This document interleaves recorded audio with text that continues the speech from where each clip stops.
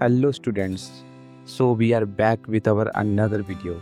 In this video, we are going to learn about the sum if function. तो इस video में हम sum if function को अच्छे से देखेंगे. तो एक्चुअली में sum if होता क्या है, we need to understand first. देखो, sum if हमारे एक्सेल का एक ऐसा फंक्शन होता है जो क्या करता है, चीज़ों को ऐड करता है. लाइक नॉर्मल सम फंक्शन जैसे करता है, जैसे पहले वाली वीडियो में आपने देखा होगा. उसका मैं अगर नहीं देखा तो उसका मैं लिंक डिस्क्रिप्शन में डाल दूंगा. तो सम इफ फंक्शन क्या करता है, चीज़ों को टोटल तो करता है, ठीक है, बट किसी कंडीशन के ऊपर. अब कंडीशन क्या है यहाँ पे सर, व्हाट इज़ कंडीशन? सो यहाँ पे मेरे पास कुछ क्वेश्चंस हैं. अगर आपको नॉर्मल सम फंक्शन अगर मैं यूज़ करने बोलूँ तो आप लोग बता सकते हो कि सर टोटल सेल इसका है, जो भी आप निकालोगे आ जाएगा टोटल सेल, ठीक है. बट अगर मुझे कोई कंडीशन के ऊपर कोई चीज़ को ऐड करना हो तो फिर मैं क्या यूज़ करूँगा? तो यहाँ पे इस फॉर्मूला को एग्जीक्यूट करने के लिए we need to give equal to and type this formula sum if. Okay, आपको एक सिंटैक्स दिखेगा. what is in this syntax? This syntax is showing you range, criteria, sum range. इसमें range, criteria, sum range दिखता है.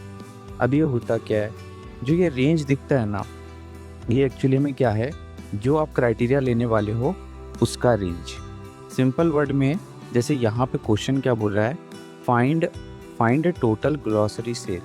तो what we have to do here, we need to go back to your table and select the table like this. हमको table ऐसे select करना होगा जैसे मैंने सेलेक्ट किया है, और उसके बाद देना पड़ेगा एक छोटा सा कॉमा. अब जैसे जैसे ये बोलता है वैसे वैसे आपको करना है. Then it is asking for the criteria. So my criteria is grocery, तो ग्रॉसरी पे सेलेक्ट करेंगे. एंड आफ्टर दैट आपको यहाँ पे लेना पड़ेगा सम रेंज. देखो अभी तक जितना हमने ये प्रोसेस किया, this process is only telling our this question that we are looking for the grocery item category from this category column. इसमें हम लोग ग्रॉसरी देख रहे हैं, बट अब हमको चीज़ों को ऐड करना, मतलब एक्चुअली हमको टोटल निकालना है ना, टोटल.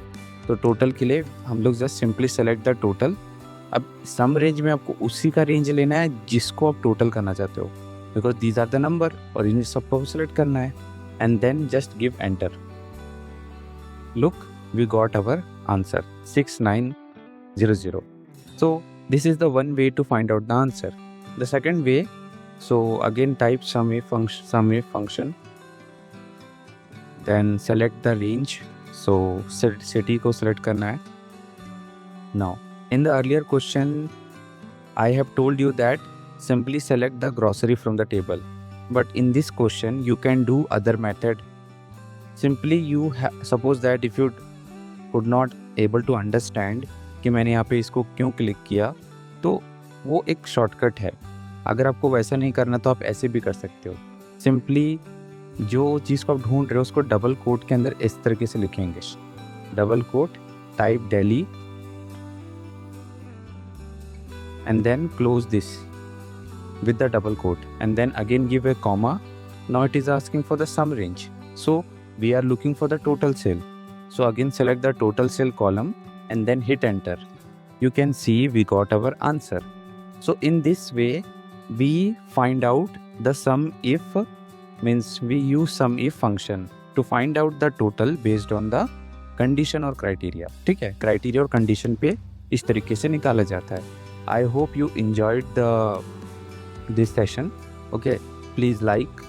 Okay, and अगर आपको सम रेंज का कॉन्सेप्ट समझ में नहीं आ रहा है तो सम रेंज का कॉन्सेप्ट आपको सम फॉर्मूला देखने से पता चलेगा, क्योंकि सम रेंज कुछ नहीं है, सम फॉर्मूला ही सम रेंज बोला जाता है.